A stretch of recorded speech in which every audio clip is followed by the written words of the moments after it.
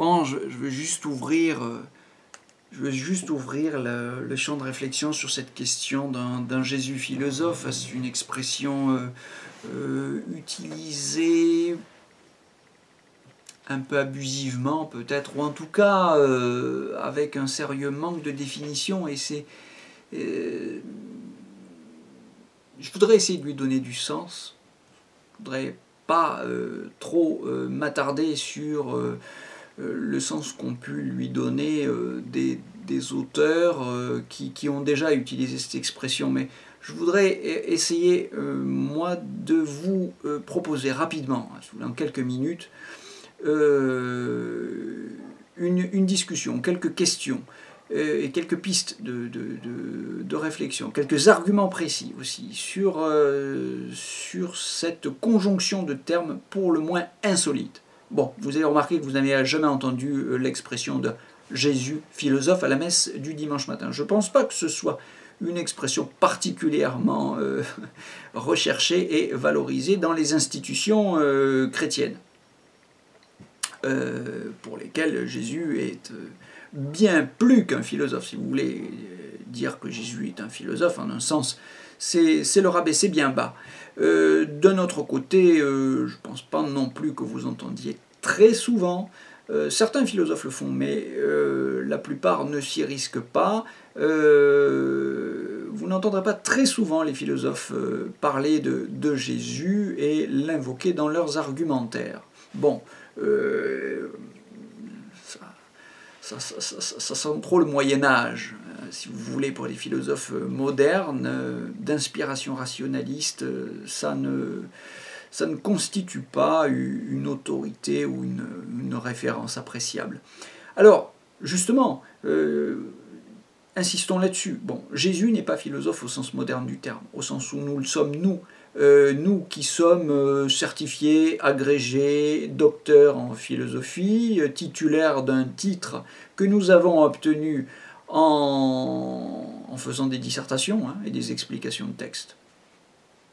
Alors pour nous, modernes, la philosophie, c'est le travail de la raison. Pour parler comme Hegel, c'est le travail du concept. Il faut essentiellement trois choses, définir, argumenter et problématiser. Dire de quoi on parle, dire pourquoi on affirme telle thèse ou pourquoi on conteste telle thèse, et on problématise, c'est-à-dire qu'on essaie de soulever des difficultés ou des contradictions, pour être plus précis. Et on fait avancer les débats de cette manière-là, en définissant les termes, en argumentant et en soulevant autant de problématiques ou de contradictions que possible. Ce qui est toujours un enrichissement et une ouverture pour le travail de la raison.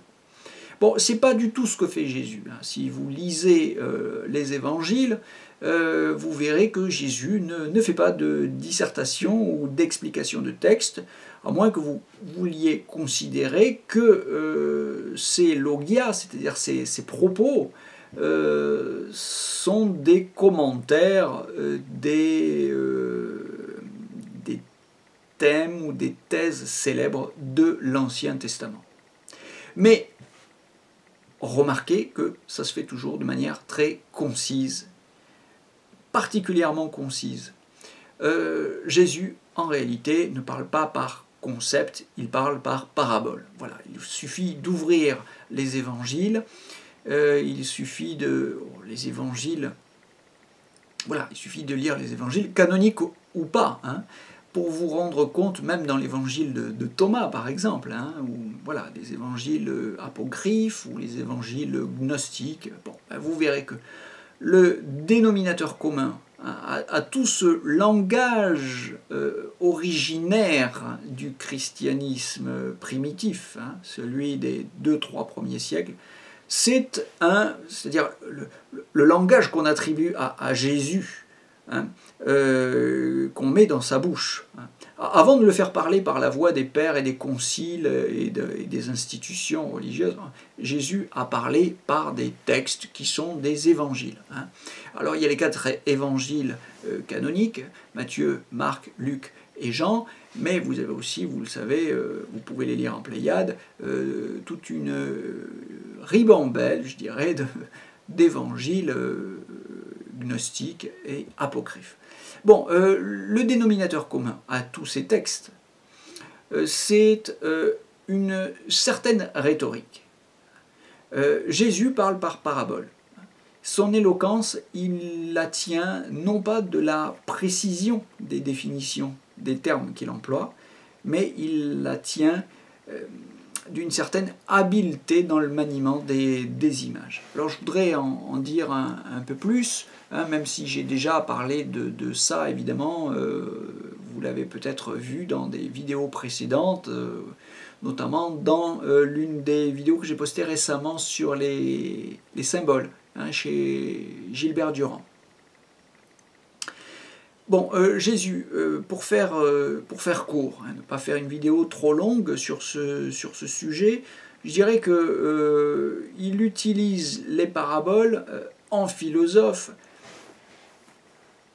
pour comprendre et faire comprendre. C'est vraiment une intention philosophique. Vous voyez la même intention chez Socrate, d'aller à la rencontre des autres avec cette philia, cette bienveillance. Alors chez les chrétiens, on dirait plutôt cet agapé, cet amour fraternel, pour comprendre et faire comprendre. Simplement, à la différence de Socrate, qui lui définit les mots, Jésus, encore une fois, j'insiste là-dessus, lui, il parle par image, par symbole, par parabole. Mais il le fait avec cette même intention, de communiquer. Et je dirais qu'il communique d'autant mieux qu'il communique par parabole. Parce que vous remarquez que les concepts, ça ne touche pas grand monde. Voilà, Jésus, lui, veut parler à un public aussi large que possible. C'est pas vrai des concepts. Les concepts ne permettent pas de parler à un public très large. C'est la raison pour laquelle ce métier moderne de philosophe est un exercice, une technique de spécialiste. Et tout le monde ne peut pas le pratiquer. Par contre, tout le monde peut entendre les paraboles de Jésus. Parce qu'elles sont faites pour le plus grand monde. Et elles s'adressent au cœur plutôt qu'à la raison. Là, je renvoie une distinction, justement, très belle distinction qu'a faite Pascal. Voilà, je crois qu'il y a une éloquence très particulière des images que n'égaleront jamais les abstractions des idées philosophiques de nos spécialistes modernes, de nos rationalistes modernes. Voilà. Deuxième grande vertu de l'imagination chez Jésus, des paraboles, de ces images ou de ces symboles, elles évitent, ces images, elles évitent les polémiques, elles désarçonnent les intentions hostiles, elles désarçonnent, elles désamorcent les conflits. Je crois que c'est exactement le contraire que certains ont voulu souligner. J'ai lu récemment quelqu'un qui disait que Lithia Bassett peut-être, qui disait que les paraboles étaient chez Jésus des armes de combat. Finalement, c'est peut-être exactement l'inverse. Lorsque Jésus parle, très souvent en contexte hostile, même quand il s'adresse à ses disciples, même quand il s'adresse aux apôtres, c'est parfois un peu tendu. Souvenez-vous comment il écarte Pierre en arrière, Satan. Bon, a fortiori quand vous avez par exemple un précepteur qui vient lui tendre un piège et lui demander s'il doit payer ses impôts. Bon, voilà, il y a beaucoup de pièges dans les questions qui sont adressées à Jésus. Vous voyez par exemple l'épisode de la femme adultère, on est quand même là au bord d'une scène particulièrement tragique, on est au bord de la tragédie, d'une condamnation à mort par lapidation. voilà, il faut intervenir. Et là, le pour et le contre, si vous voulez, ça prend du temps. Peser le pour et le contre, pourquoi pas? C'est ce qu'on fait dans les tribunaux devant un juge. L'issue est incertaine et le ping-pong argumentatif, voilà, toujours discutable. C'est pas dans cette optique-là que Jésus prend la parole. Donc on n'a pas ce discours rationnel qui cherche à montrer qu'on a raison par la confrontation des arguments. Mais vous remarquez qu'à la fin, tout le monde est réconcilié. Il y a un effet conciliateur, un effet pacificateur de la parabole chez Jésus. Alors ça, je trouve ça particulièrement philosophique, justement, au sens où la philosophie est l'amour de la sagesse. Alors cette sagesse, elle s'exerce en pratique de cette manière-là. Elle permet de comprendre, et quand on comprend, on peut se relier. C'est ce que Jésus essaie de faire. Enfin, et pour finir, et afin de ne pas faire une vidéo qui soit trop longue, je voudrais simplement terminer en évoquant le fait que ces images chez Jésus servent à exprimer des réalités particulièrement subtiles. Et même, elles servent à dire ce qu'il y a de plus difficile à dire, et que les concepts n'expriment jamais adéquatement, jamais parfaitement, complètement. Alors, je crois qu'Hegel avait pris le problème à l'envers. Hegel considérait que les images dont les philosophes ont pu se servir, et Platon en particulier, ces images étaient un pis-aller, une espèce de béquille provisoire, en attendant que la raison puisse exprimer avec maturité et précision des définitions précises et des arguments bien frappés. Non, je crois que là, Hegel a manqué le fait qu'il y a un type de réalité qui échappe complètement au travail du concept, au travail de la raison. C'est l'unité.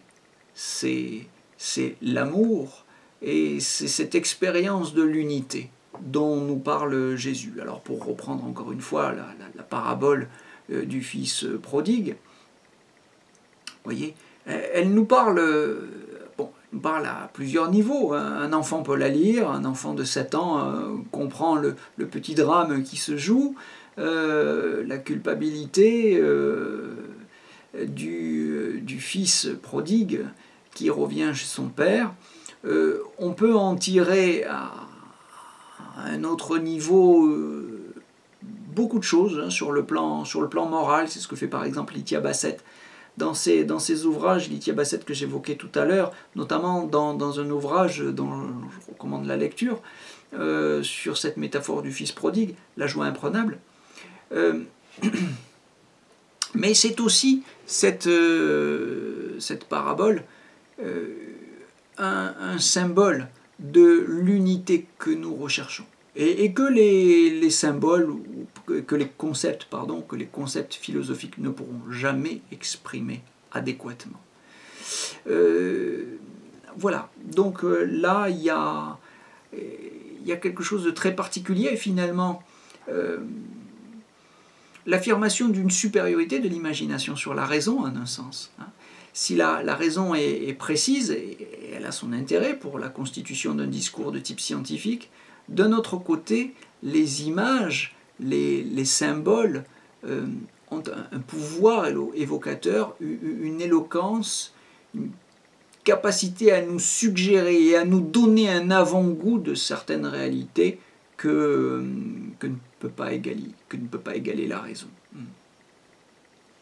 Voilà, donc la parabole ouvre à l'expérience de réalité supérieure, puisque ici, dans la parabole du fils prodigue, et je finis là-dessus pour être clair, le Père, c'est une image de Dieu lui-même, ici, et de son amour infini, c'est-à-dire une image de la totalité du réel, comment le dire justement avec des concepts.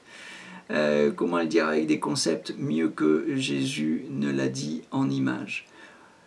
Voilà, il s'agit d'essayer d'atteindre, nous sommes là pour ça, dans le labyrinthe de cette réalité matérielle, essayer d'atteindre une expérience de l'unité. Nous cherchons à retourner dans notre patrie, c'est-à-dire à faire l'expérience de cette unité. Une expérience sur laquelle les concepts peuvent bien nous donner des idées, mais pas forcément les idées les plus utiles, parce que souvent ce sont des idées qui finissent par devenir asséchantes, et des idées qui ne sont pas forcément efficaces, qui ne sont pas forcément inspirantes, au sens où elles ne nous donnent pas forcément le goût, hein, alors que l'image apporte un savoir, au sens d'une saveur. Vous savez d'ailleurs qu'en latin c'est le même mot, hein, sapere, qui a donné en français le mot saveur et savoir. Bien voilà, l'image nous donne un savoir en même temps qu'elle nous fait goûter. Elle a une saveur. Et je crois que c'est cette saveur,